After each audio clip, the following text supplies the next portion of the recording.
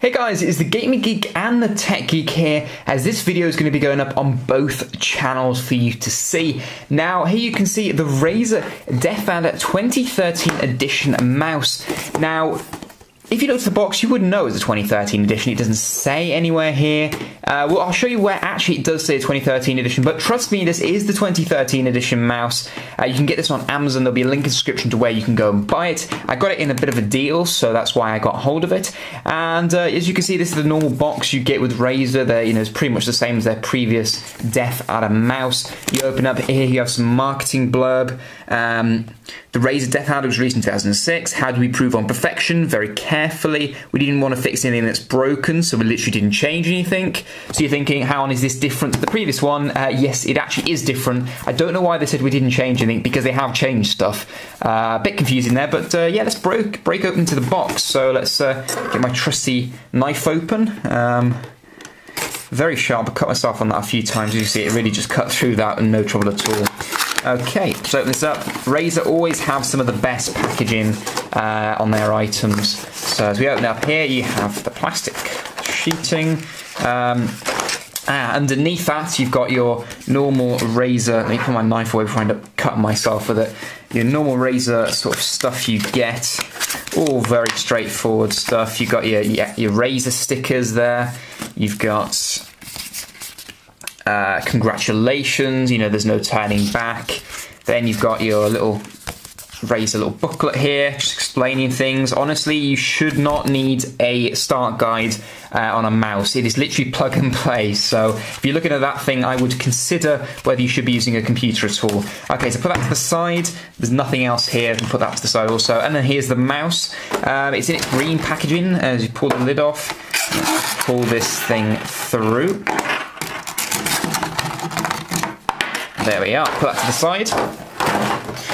Now here's the mouse itself. As you can see, it looks very, very nice. It has a matte black finish. This should stop any fingerprints from showing. This should be pretty resistant to sort of Cheeto stains and things you normally see, whatever you tend to eat at your computer while working. It has the Razer logo, as you can see, sort of embedded here. It should pulsate once we plug it in. We'll plug it in a little bit for you to see that. But as you can see here, you have your two buttons here. I suppose this could be used as forward and back buttons when you're browsing the web, or you could then set them to separate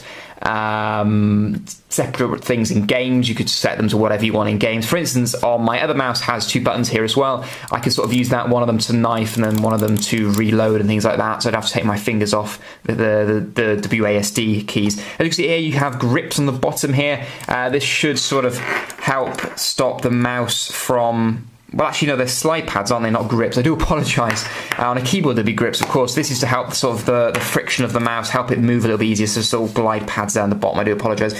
You have the new thing that is on this model of the Deathadder. You have the 4G sensor. Now, this is still an optical sensor rather than a laser, as Razer do feel that is better. I sort of agree with them. I think optical does work better on more surfaces than a laser, but that's just my personal opinion.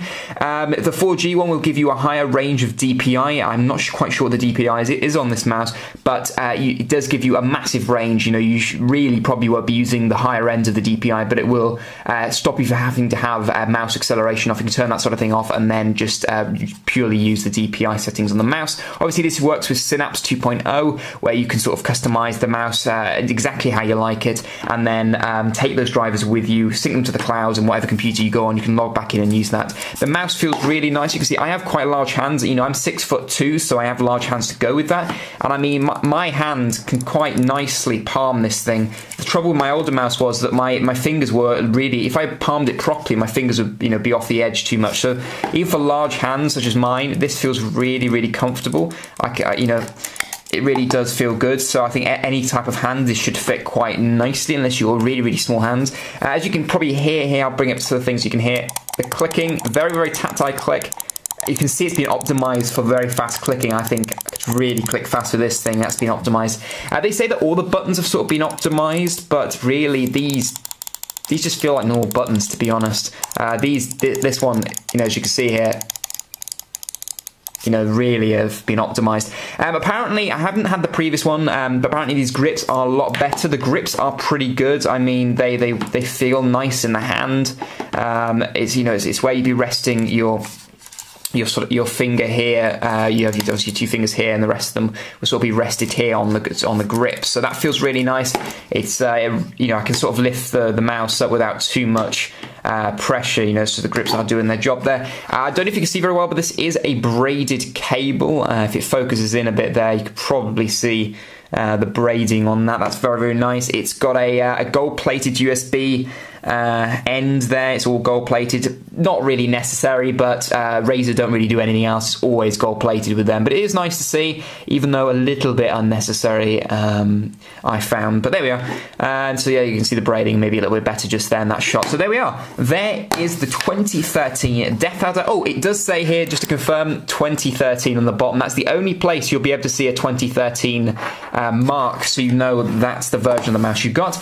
Now I'm just going to plug it in for you to quickly see, so give me 1 second. So as you can see, it is now plugged in. You have the green Razer logo as I cover up here. You'll be able to see that pulsates.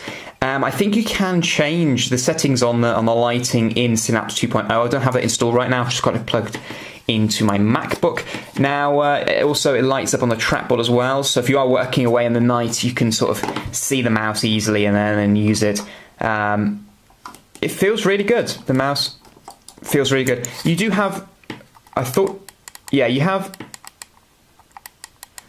it's hard to know whether that's an extra button or not. I was just thinking, it pushes in quite easily, but if I push this way, it doesn't really click, but if I push that way, but I feel it's pushing in. Anyway, gone off in a bit one there. I may just turn the lights off. Actually, yeah, I'll do that really quickly just so you can see it at a night pose, so give me 1 second. So here is the mouse in dimly lit conditions. Unfortunately, I couldn't make it pitch black, mainly because the curtains just wouldn't block out enough light. Thank God this is in a bedroom. I can imagine that getting really, really annoying.